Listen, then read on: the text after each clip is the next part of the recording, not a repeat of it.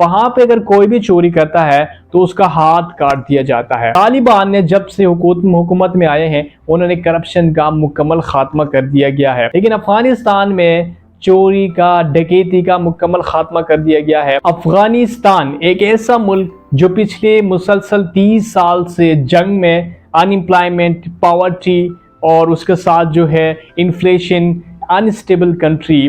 وہ آج کیسے اسٹرگل کر رہا ہے۔ حال ہی میں ایک رپورٹ آئی عالمی بینک کی، وہ آج آپ کے سامنے رکھوں گا، اور افغانستان کی جو حال ہی میں ترقی کی جو راز ہے وہ تیزی سے اسٹرگل کر رہا ہے، اور اس کے پیچھے بیہائنڈ وہ 3 بڑی وجہ کیا ہے وہ آپ کے سامنے رکھوں گا، اور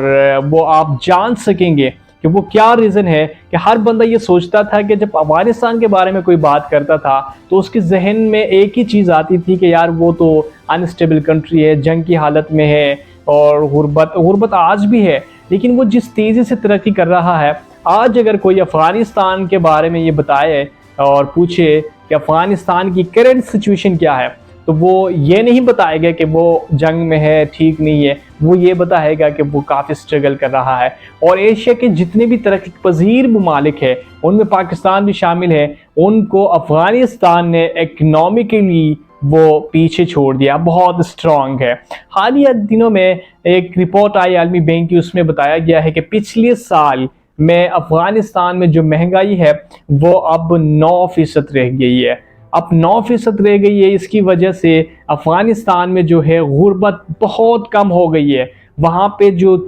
شے خوردنوش کی چیزیں ہیں اور بہت ساری چیزیں وہ ان کی پرائز جو ہے وہ کم ہو چکی ہے۔ ان کے پیچھے کچھ ریزن ہے، اس کے ساتھ ساتھ جو ہے وہاں پہ ایسے پروجیکٹس چل رہے ہیں۔ حال ہی میں چائنا کے ساتھ ایگریمنٹ ہے، وہاں پہ ایک جو ہے نہر ہے جو افغانستان کی تقدیر بدل دے گی، وہ ایک بڑا الگ ٹاپک ہے، اس پہ میں بحث کروں گا۔ جسٹ میں یہ بتانے لگا ہوں کہ ایسی چیز جس کی وجہ سے افغانستان آج پاکستان سے اکنامکلی بہتر پرفارم کر رہا ہے، اور کرنٹ سچویشن میں آج کی ڈیٹ میں افغانی کرنسی جو ہے ڈالر کے مقابلے میں 73 پہ جا رہی ہے، اور پاکستان میں پاکستانی روپیہ اتنا ڈی ویلیو ہو چکا ہے، آج کل جو ہے وہ 307 روپیہ ایک ڈالر ہے۔ آپ یہ دیکھ کے اندازہ لگا سکتے ہیں کہ روپیہ کتنے ڈی ویلیو ہو چکا ہے۔ افغانی 1000 اور سیکنڈلی پاکستانی روپیہ اتنا ڈی ویلیو ہو چکا ہے کہ ایک افغانی 1000 پاکستانی 4500 کے برابر ہے۔ یہ سوچنے پہ مجبور کرتا ہے مجھے کہ میرا ملک 1960 کے دہائی میں بہت تیزی سے ترقی کر رہا تھا۔ وہ 3 ریزن میں آپ کو بتانے والا ہوں جس کی وجہ سے افغانستان بہت تیزی سے ترقی کر رہا ہے۔ سب سے پہلی ریزن جو ہے کرپشن کا خاتمہ۔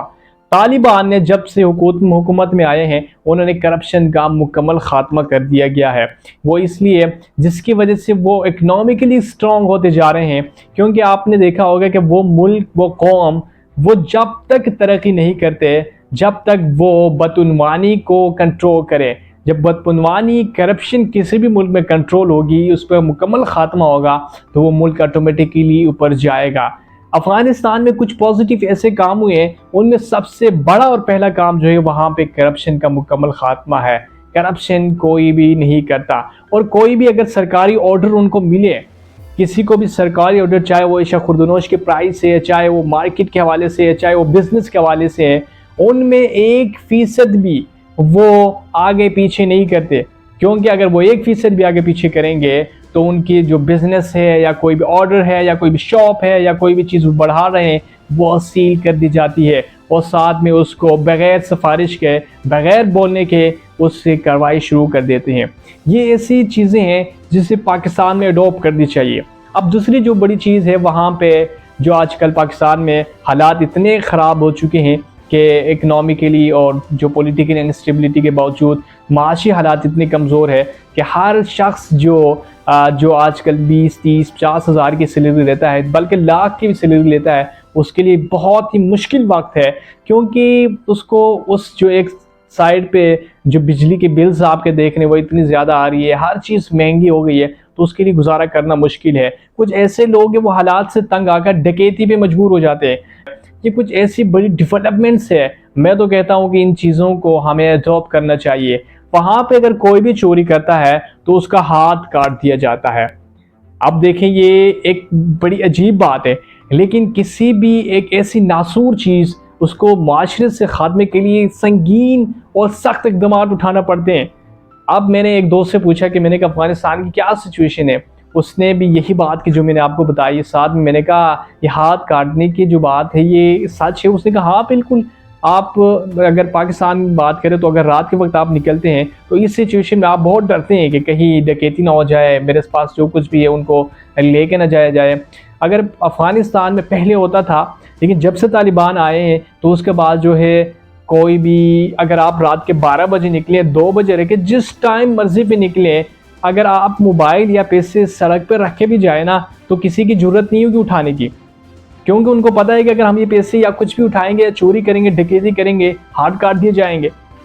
جب ایسے سخت قوانین اگر معاشرے کی اصلاح، معاشرے کی تبدیلی کے لیے اور ایک اچھا ملک بنانے کے لیے اور ایک ملک کو ترقی کی جانب لے جانے کے لیے جب اس طرح کے اقدامات ہوں گے تو ملک آٹومیٹکلی اوپر جائے گا۔ یہ چیزیں کچھ ہم نے سیکھنی ہے اور ہم نے سیکھ کے اس پہ عمل کرنا ہے۔ اور بہرحال افغانستان جو ہے وہ آج کل بہت تیزی سے ترقی کر رہا ہے اور ایشیائی ممالک میں بہت تیزی سے ترقی کر رہا ہے۔ تو میں نے آج آپ کو وہ ڈیولپمنٹس جو افغانستان کی طرف سے ہوئی تھی میں نے آپ کو بتائی۔ آج کے لیے اتنے ہی، ملتے ہیں نیکسٹ ویڈیو میں۔ اللہ حافظ۔